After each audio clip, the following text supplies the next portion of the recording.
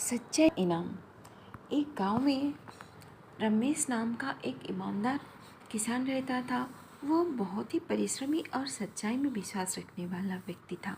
उसके पास एक छोटा सा खेत था जिसे वह अपनी आजीविका चलाता था। वह जो भी करता पूरी ईमानदारी से करता, इसलिए गांव के सभी लोग उसका बहुत सम्मान करते थे। एक दिन रमेश अपने खेत की जुताई कर रहा था।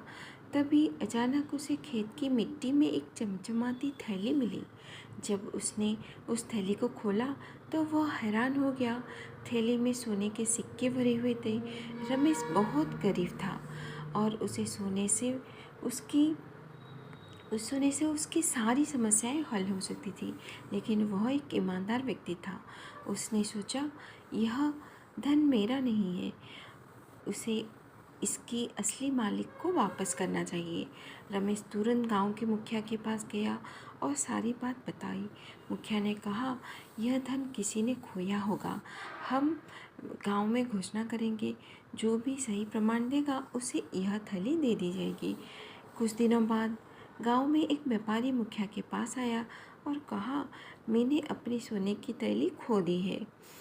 उसने थैली का सही वर्णन भी किया।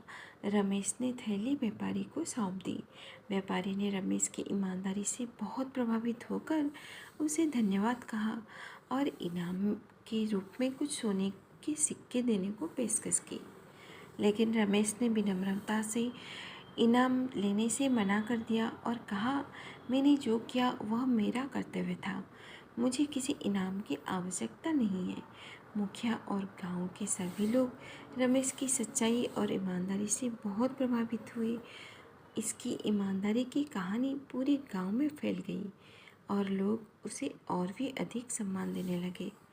शिक्षा। सच्चाई और ईमानदारी से जीने वाला व्यक्ति सच्चे अर्थों में अमीर होता है।